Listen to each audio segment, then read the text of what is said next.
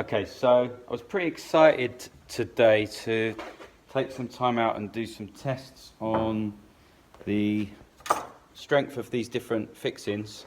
I've managed to test 3 joints, and one of them I just couldn't break using a couple of Bessie clamps. I just didn't have the clamping pressure with a clamp that I've got which has long enough travel to bring it up. So let me just show you what I tried to use. So I bought myself some scales, and I was pretty excited to bring this test to you. I was worried, as I said before, about it getting too scientific, and I don't really have the setup. And in fact, that's exactly what's happened. Even buying this and setting it to Newton meters, I was only able to break 2 of the miters. One of them here still intact. I just can't break it under the same environment. So I'm going to leave that and do another test, which I'll talk you through. I'll just show you how I did this, and also I do apologise. I tried to run the test in slow-mo version on the iPhone, and that seems to have some sort of timing issue with my LED lighting in the workshop, so it looks a bit poor quality.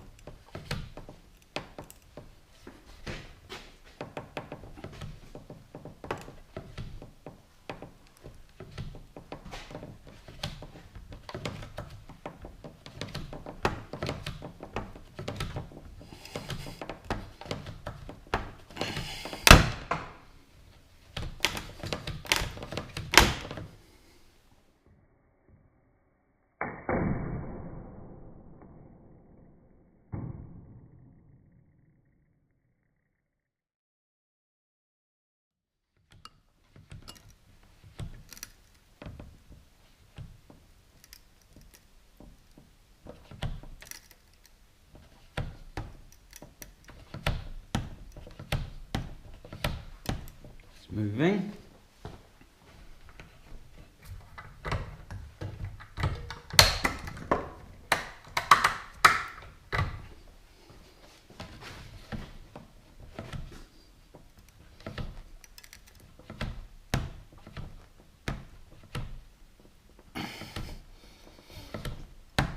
Can't break it.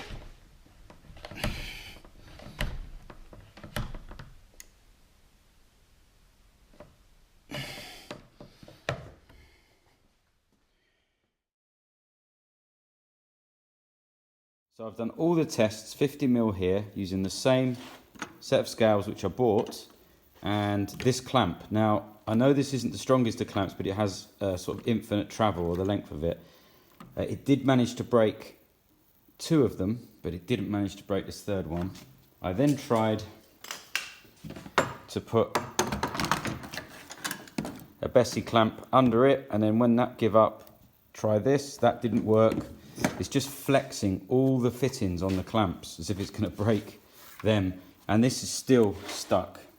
It's not gone. So I even had these moving with these as hard as I could clamped.